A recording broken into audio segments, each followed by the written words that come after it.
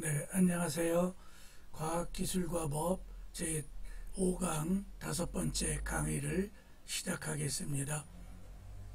10월 3일은 개천절이었고 10월 10일 강의분인데요.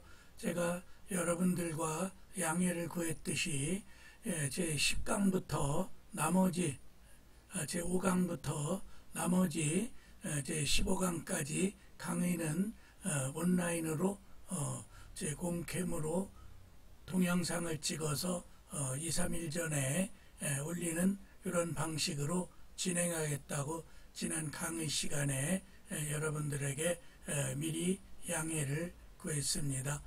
오늘 강의할 부분은 그 드론의 상용화에 따른 공중권 확보와 토지 소유권의 효력 범위인데, 제가 이 테마를 연구하게 된 것은 드론이 현재 일상화되고 또 전 산업에서 활용되면서 그 위력을 발휘하고 있는 그런 시점, 한 5, 6년 전쯤 돼요. 그래서 제가 학술대의에서 발표를 했고 또 논문을 작성해서 학술지에다가 게재했던 그런 주제라고 보겠습니다. 또 여러분들의 과학기술법과 관련해서 아주 유용한 강의 테마라 생각해서 그 PPT를 준비했던 걸 가지고 여러분들에게 제5강으로 강의하도록 하겠습니다.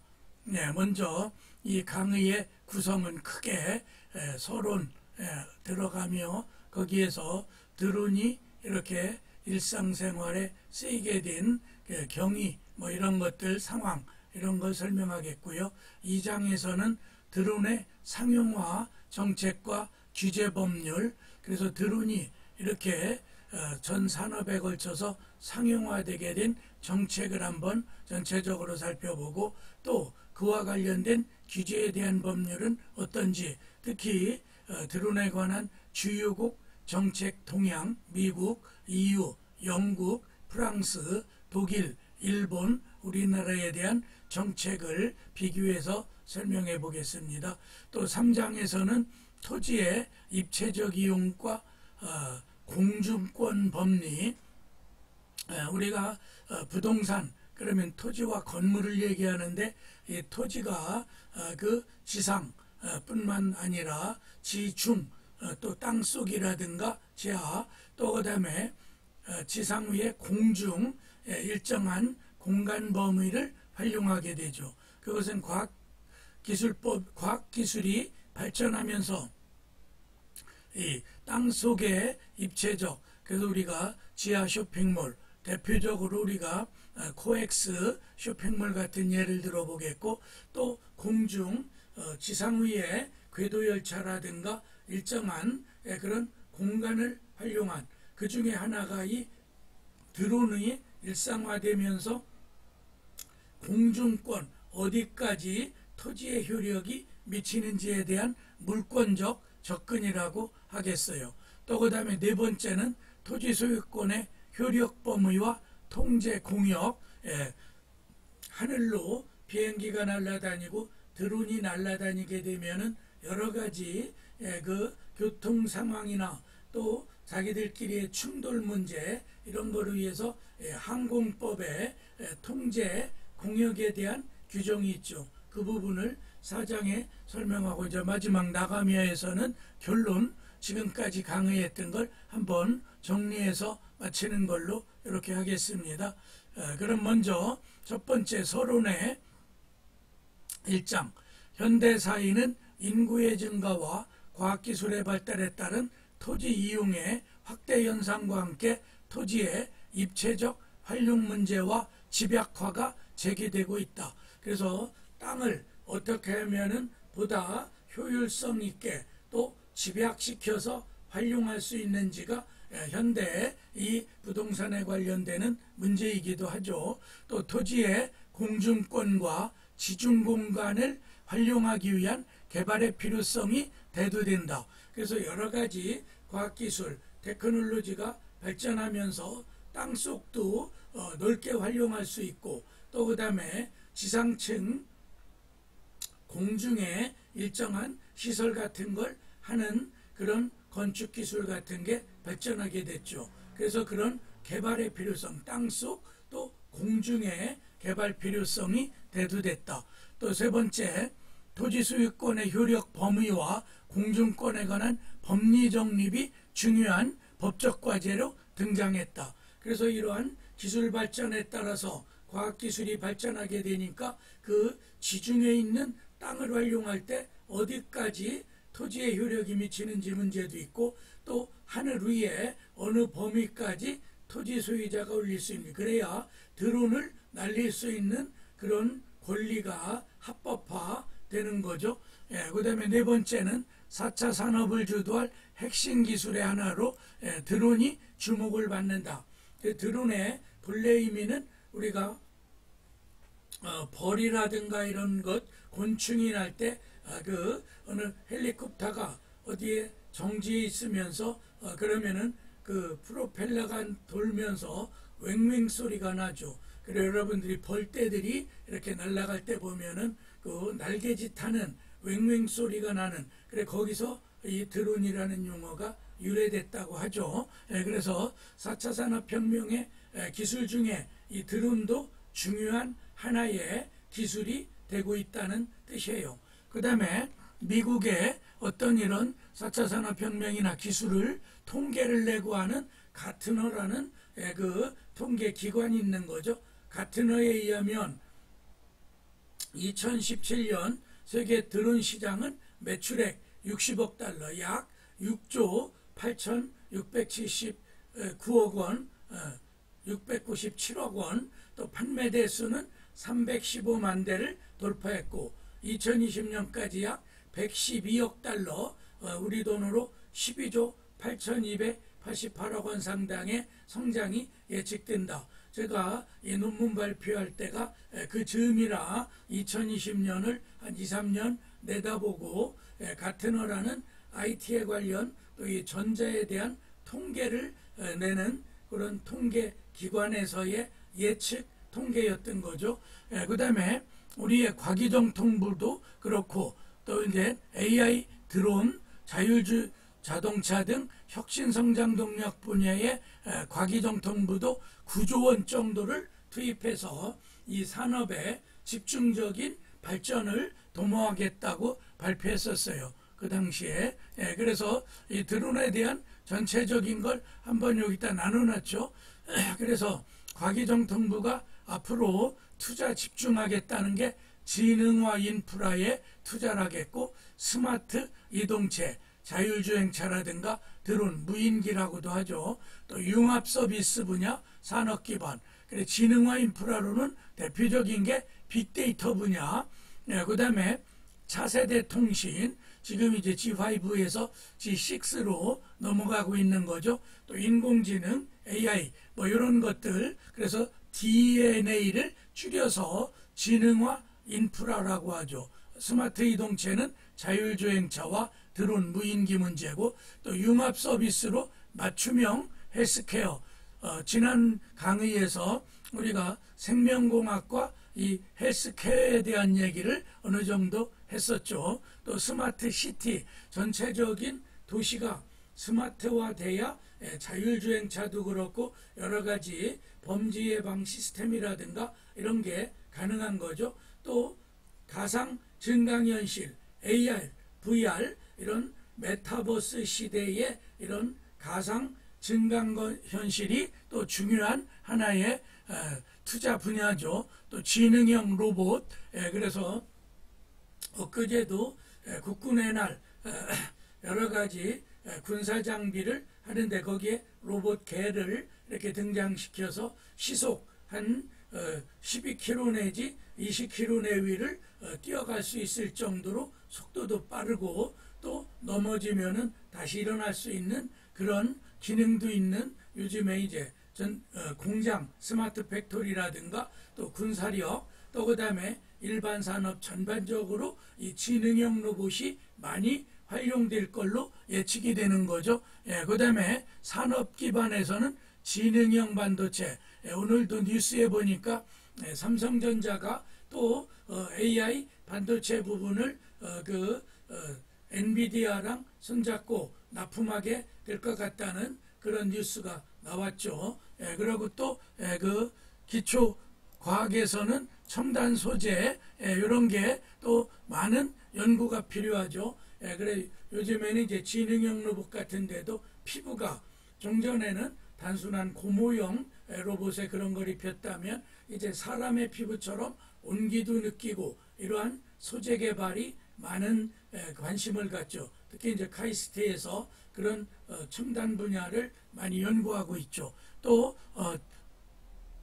지난 강의에 생명공학에서 언급했듯이 혁신 신약, 그래 지금 갑자기 창궐하는 감염병 이런 것들을 위해서도 그렇고 또 사람이 장수화되고 노령화되면서 이 혁신 신약 개발이 큰 문제죠. 그래 제가 그 삼성이라든가 SK 또 그다음에 카피약을 주로 만드는 그 셀트리온 뭐 이런 데가 본격적인 이 바이오 산업 특히 신약 개발에 큰 중점을 두고 있다고 그러죠. 그래서 삼성 바이오로직스나 SK 바이오로직스 이런 데가 대기업이 뛰어들어서 이 향후 4차 산업혁명의 주요한 하나의 테크놀로지로 이 바이오 산업을 들고 있는 거죠. 또 신재생 에너지, 그래서 우리가 그린 바이오 그럴 때 이 에너지 분야를 얘기한다고 그랬는데 대표적인 게 태양광 문제도 있고 또 풍력 또 여러 가지 신재생 에너지 한화가 거기에 많은 투자를 선두적으로 했었던 거죠. 그래 우리 정부 13개 분야 혁신성장동약 분야와 과기정통부에서 앞으로 9조 원을 쏟아부으면서 이런 산업 부분을 집중적으로 연구개발비로 지출하겠다 뭐 이런 거예요. 2018년 5월 29일자 신문 고지음에서 제가 이 논문을 발표했다고 보시면 되겠어요.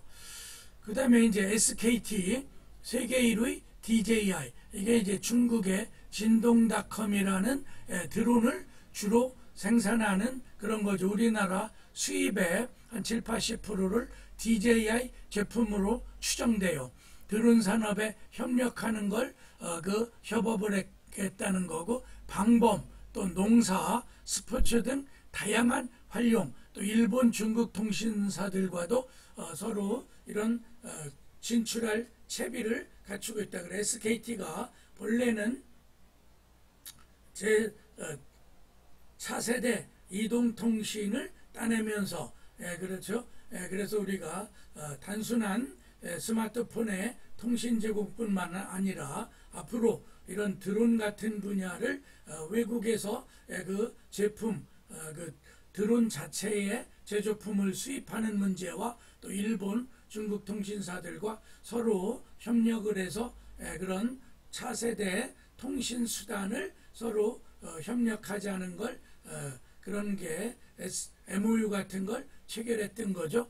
또 토지의 지표에 대한 입체적 이용과 관련해 공간을 포괄적으로 이용하고 지배하는 공중권, 이른바 에어라이트라고 하는데 공중권 문제가 이젠 중요한 하나의 물권법적 권리 이런 게 대두되고 있다. 또 기본적 물권으로 토지 소유권의 효력 범위와 항공법상 통제 공역에 관한 논의가 활발히 전개되고 있다. 이게 이제 드론의 전형적인 모습이죠. 4개의 날개를 갖고 있는 이른바 포익이라고 그래. 4개 날개 익자.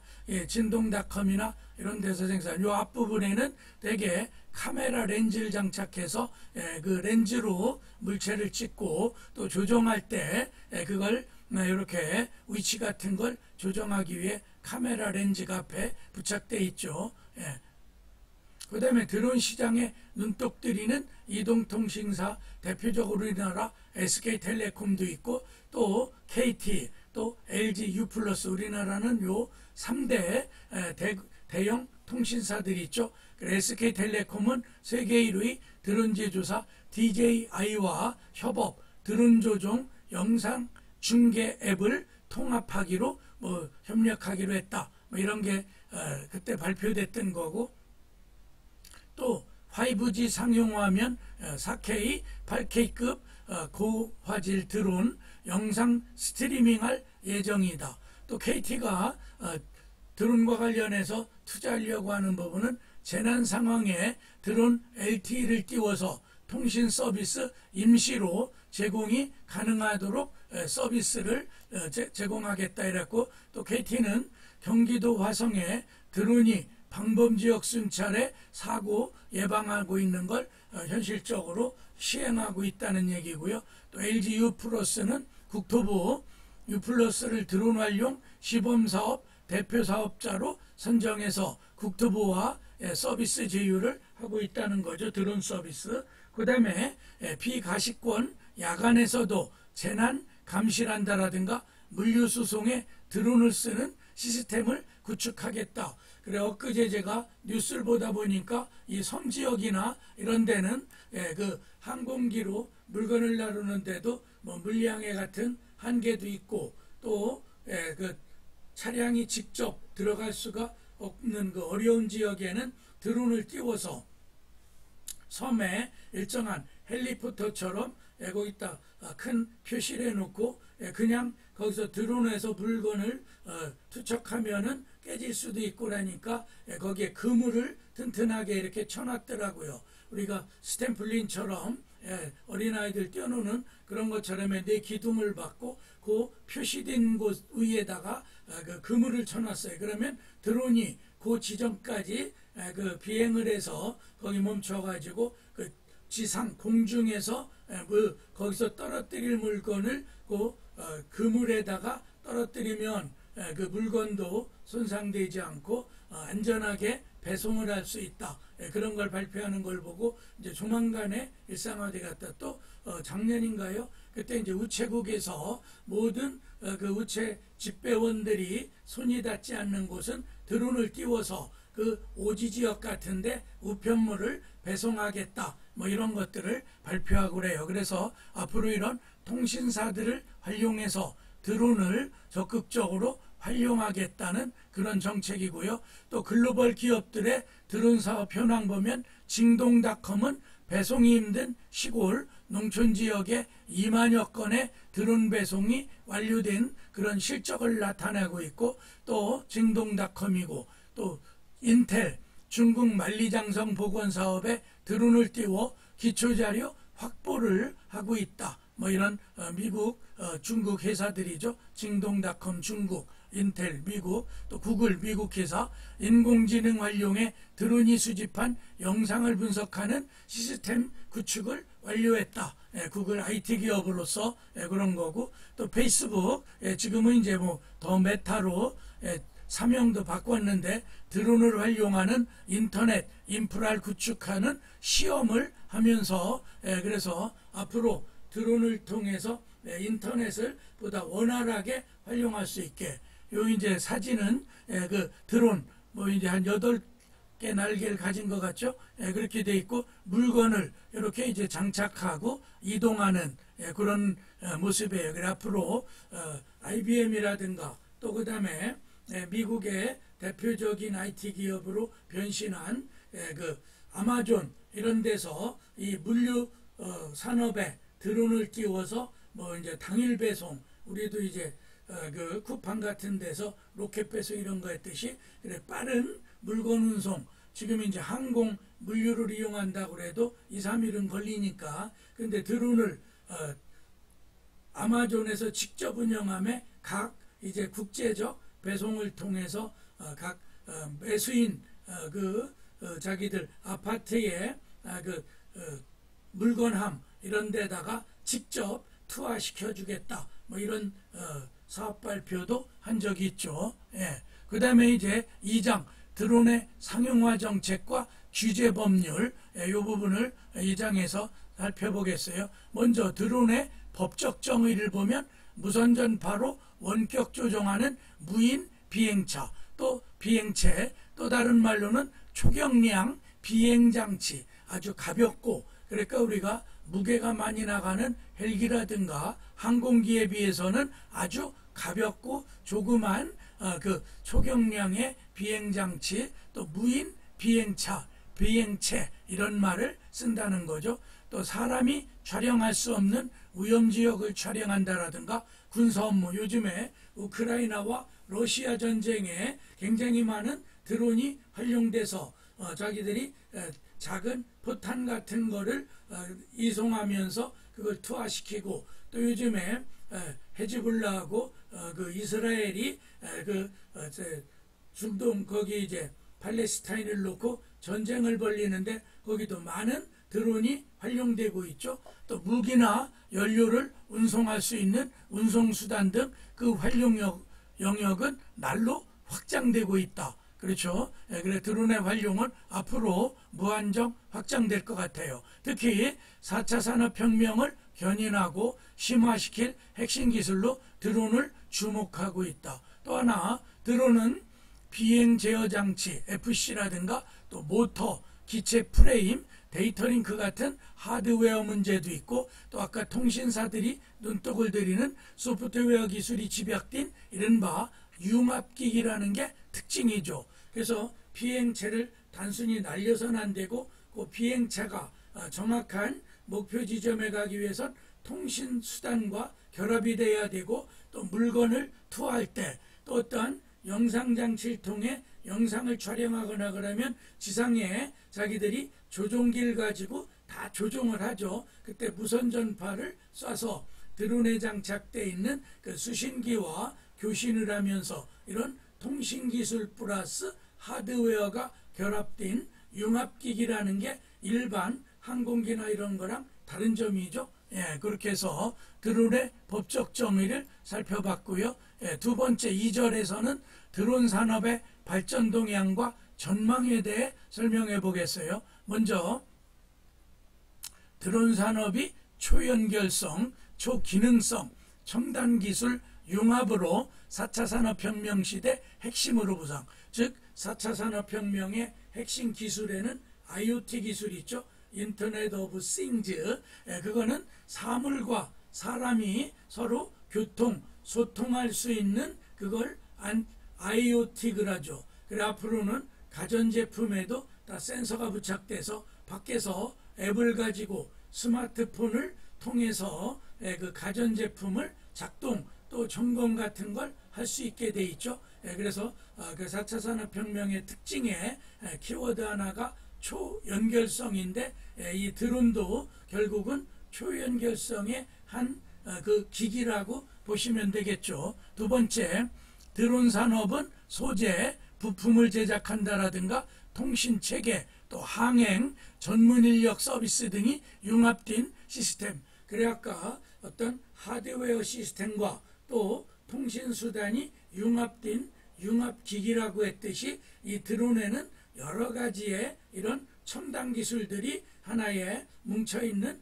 복합 내지는 융합체가 되는 거죠. 그래 융합된 시스템 산업이고, 세 번째, 정부는 드론 산업을 혁신성장 8대 선도 사업 중 하나로 선정해 규제를 개선하고, 되도록이면 드론 산업 촉진 쪽으로 가려면 규제를 완화시켜야 되겠죠. 또 업계에 지원을 해주고 수요 창출 등의 역점을 두고 산업 육성을 추진하겠다고 아까 과학기술정통부가 9조 원 정도의 이런 인프라 구축 등을 하겠다고 했죠. 또 2026년까지 국내 드론 산업은 약 4조 4천억. 제가 볼 땐 지금 이 한 5, 6년 전의 통계보다는 거의 10조 원 내외의 규모의 산업이 되지 않을까 이렇게 예측해 보고요. 또 사업용 드론은 5만 3천 대의 상용화가 가능하다.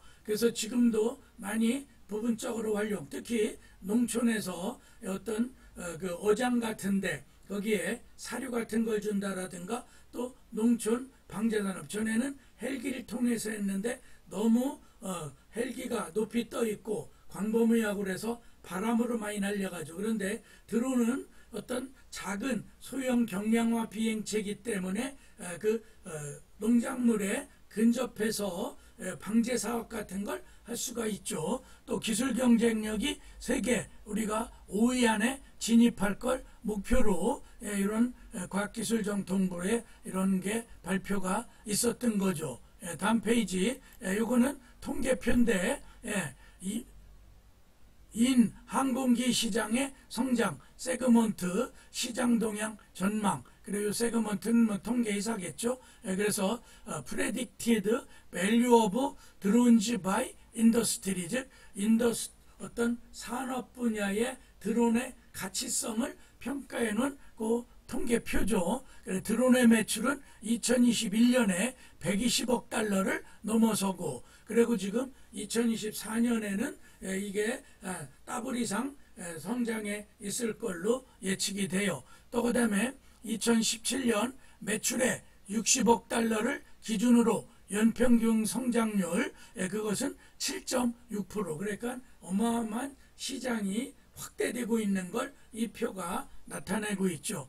그렇고, 그 다음에 세 번째 3절에 보면은 드론의 상용화와 활용 범위의 확대, 드론이 최근 상용화에 함께 일상생활에 많은 편의를 제공해 날아다니는 비행 물체로 인식되고 있다. 또 미국, 호주, 일본, 영국, 중국 등에서 드론은 기업의 비즈니스 방식을 변경, 그래서 주로 물류 산업에 쓰이던 게 농업이라든가 공업, 또 공장 같은데 물건을 실어 나르고 이런 데 쓰이면서 이제 드론은 굉장히 중요한 하나의 산업 요소가 되고 있는 거죠. 또 아마존이 택배 서비스에 드론을 이용하겠다는 계획을 발표하고 일부 지금 실행되고 있죠. 또 드론이 스마트폰, 태블릿 PC, 스마트워치와 같은 웨어러블 기기와 콜라보레이션을 통해 제2의 붐을 기대한다. 그래서 드론이 이렇게 넓게 산업적으로 활용되는 데는 어떤 통신기술과 결합되고, 또 통신기기, 대표적인 게 스마트폰의 앱을 통해서 앞으로, 지금은 이제 조종기, 그래 여러분들이 아마 드론 이렇게 띄울 때 보면은 손에 2개의 안테나가 있고 넓적한 일종의 게임기기 같은 걸 손에 들고 조종을 하죠. 이건 이제 아마존이 물류 시스템에 이용하겠다는 드론의 모습을 사진으로 찍은 거예요. 그 다음에 이제 다음 페이지 4절, 드론의 규제에 관한 현행 법 체계를 전체적으로 한번 개관해 보면, 드론은 무인 초경량 항공장치로 항공법에 따라 비행에 관한 면허 취득과 통제를 받고 있다. 그래서 드론을 날릴 때는 드론 그 자격증을 취득해야 되죠. 드론에 관한 항공법상 규제 조종사 준수사항을 살펴보면, 드론은 공항 비행인근 9.3km 안에서 비행을 금지한다. 왜냐면 드론이 그 안에 들어가게 되면은 그 항공기나 이런 데에 충돌의 우려가 있기 때문에 그렇죠. 드론은 일몰 또는 야간에 비행 금지, 그렇죠. 밤에 하늘에 날리게 되면 일반인들의 평화를 깨뜨리고 또 불안감을 조성할 수도 있죠. 사람들이 모여있는 곳 위에 비행을 금지한다. 그렇죠. 그게 갑자기 지상으로 추락을 하거나 그러면 사람에게 큰 상해를 입힐 수도 있겠죠. 드론을 이용한 영리목적 촬영 행위는 사업자 등록이 또 필요하고, 함부로 찍게 되면 이른바 개인정보 보호 문제도 있고 프라이버시권이 침해될 수가 있죠. 그래서 사업자 등록을 엄격하게 통제하고, 그런 영리사업으로 위한 촬영에는 미리 일정한 제한을 받아야 된다는 뜻이에요. 150m 이상 고도비행도 금지. 만일에 지상에서 150m를 넘게 되면 그 위에 헬기라든가 또 너무 높게 날아다니면은 다른 비행체들과 충돌이 예상되죠. 그래서 맥시멈 지상에서 150m 이하로 날려야 된다는 거고, 음주 비행은 자동차뿐만 아니라 드론도 금물, 즉 드론을 조종하는 자가 술에 잔뜩 만취해서 막 하면 그 드론이 자기 마음대로 통제가 안 될 수도 있고, 일종의 운전사의 운전대 조종관과 같은 그런 역할을 하는 게 드론 조종기이기 때문에 이런 음주 비행 금지, 이런 게 이제 하나의 제한되고 있다.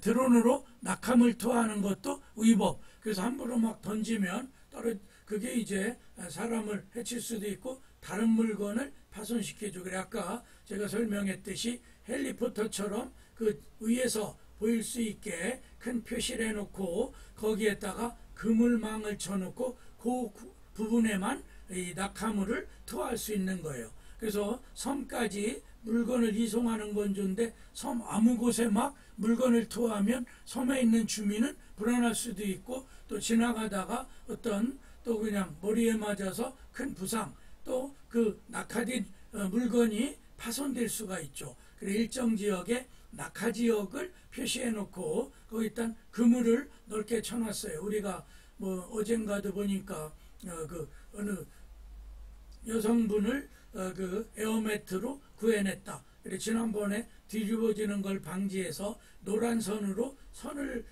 해서 미리 에어매트를 네 군데 묶어놓기도 했고 또 소방관들이 미리 그 뛰어내리는 곳을 정확하게 확인해서 한 명의 생명을 구해냈다. 이런 것처럼 드론도 낙하 시에 이런 안전한 그물망 이런 걸 쳐놓고 그 부분에만 낙하할 수 있는 거죠.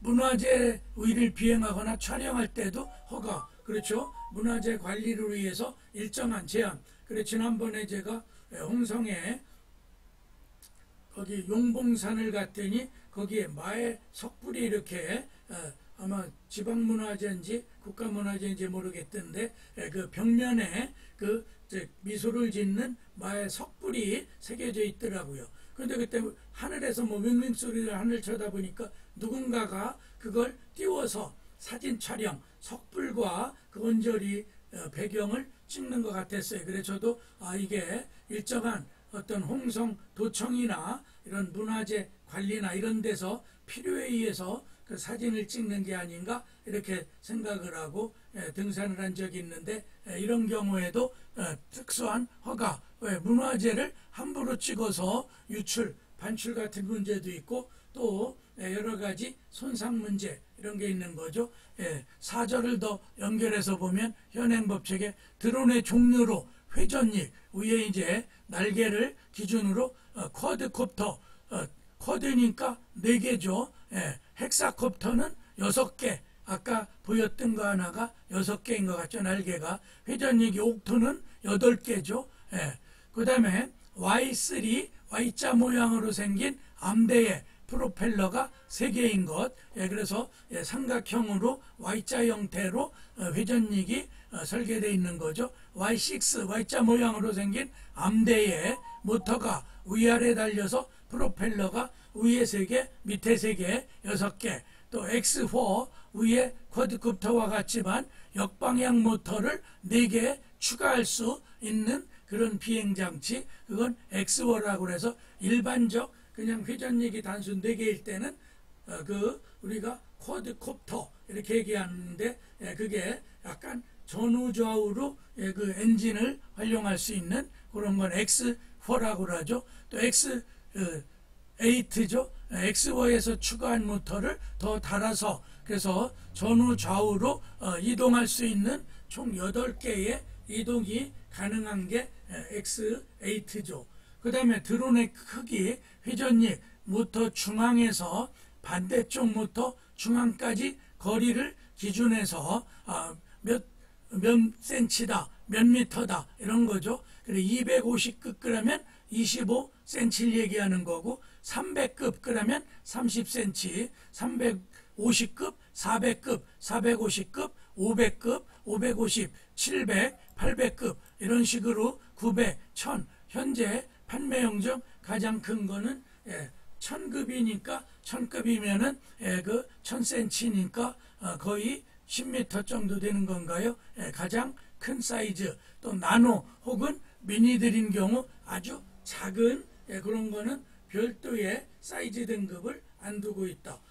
그 다음에 이제 미 연방 항공국 FAA는 기존 원격지어 비행장치 RCA의 성능을 업그레이드한 무인기 드론을 비상업적 용도로 사용한 걸 허용할 자로 해서 규제를 완화하겠다는 뜻이고 또 법적 규제를 통해 드론의 사생활 침해 문제를 해결하고 악용할 수 있는 기술을 제어할 수 있다면 걱정되는 여러 가지 문제점도 해결이 가능할 것이다. 앞으로 좀 더 규제를 완화하는 측으로 법규가 개정돼야 되겠죠.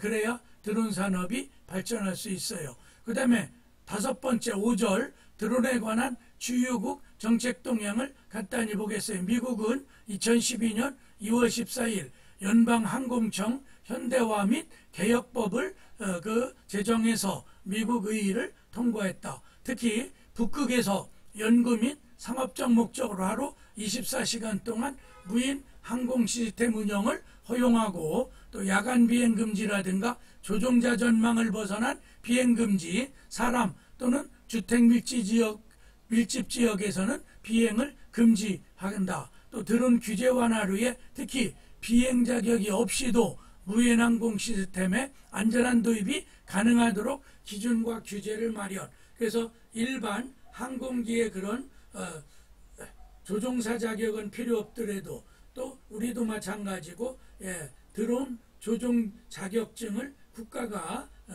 통제하고 있죠. 그 다음에 EU 유럽연합은 무인항공기 드론과 관련한 EU 차원의 규제는 원칙적으로 아직 구체적 법규가 없다는 거고, 그래 EU 집행위는 2028년까지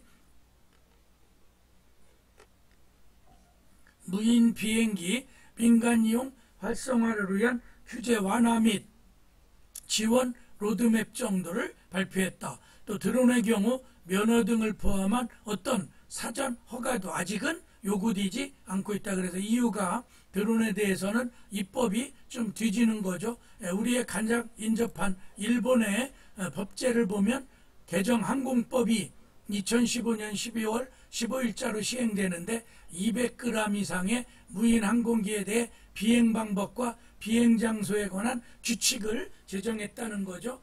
그래서 우리가 드론을 초경량 비행 체력을 했듯이 대개 200g이 넘으면 조금 이제 무게가 좀 있는 그런 드론일 때는 이런 규제를 하기 위한 규칙을 마련했다. 또 법률상 관점에서 본다면 통신 관련 법률인 전파법이 중요하고 또 일본도 그 부분을 유심히 살펴보고 있다. 그렇죠? 거기선 무선 통신을 통해서 조종기와 그 드론과 교신할 때 전파법이 적용되는 거죠. 또 드론에 대해서는 컨트롤 또 텔레멘터리 영상 전송에서 무선 전파를 사용하기 때문에 무선 주파수 이런 할당 문제 이게 통신사 등과 그 일정한 통제가 필요한 거죠. 또 그 다음에 컨트롤은 920MHz대 또 텔레멘터리는 2.4GHz대 영상정수는 2.2GHz대 또 2.4GHz대나 5.6GHz대 거기 그런 범위의 주파수가 활용된다는 거죠. 그럼 이제 우리나라 정책을 마지막으로 살펴보면 정보기술 IT 강국인 한국은 드론 분야에선 한 발 좀 뒤져 있다. 그래서 우리가 아까 26년경까지 세계 5위 안에 들어가겠다는 게 과기정통부의 그 계획이었죠. 드론 산업 육성에 심혈을 기울여 택배, 운송, 농업, 측량, 해양구조, 탐사, 경비 등 상당히 다양한 분야의 드론 활용을 모색하고 국가 차원에서 육성하려고 했던 거죠. 또 2016년 7월 항공법 개정을 통해 당초 12km 이상으로 규정되어 있던 드론의 비행을 승인하기로 하고 기준을 26km 이상으로 완화하고 또 25km 이하 드론은 신고 없이 비행할 수 있게, 그래서 무게가 나가는 25km 이상일 때 어떤 항공법에 따른 통제나 이런 걸 하겠다는 기준을 상향했죠. 또 새로운 비정규전 양상의 위협을 생산할 수 있는 플랫폼으로 규정하여 혁신산업을 발전도모그래 앞으로 전시에 이런 게 사용될 수도 있고, 이번에 10월 1일 우리 국군의 날 행사에도 여러 개 장비를 이렇게 전시하고 거기 했던 거에 보면 쭉 열병을 통해서 이 드론 부대 이런 것들도 이렇게 이제 그 어떤 트럭에다가 실어서 이동하는 모습을 볼 수 있었을 거예요. 그래서 앞으로 드론은 비정규전뿐만 아니라 정규전에도 적극 활용할 소지가 크다. 여기까지가 2장에 대한 얘기고 10분간 휴식했다가 3장 토지의 입체적 이용과 공중권 법리를 본격적으로 강의하겠어요. 10분간 휴식했다가 2교시 강의를 진행하겠습니다.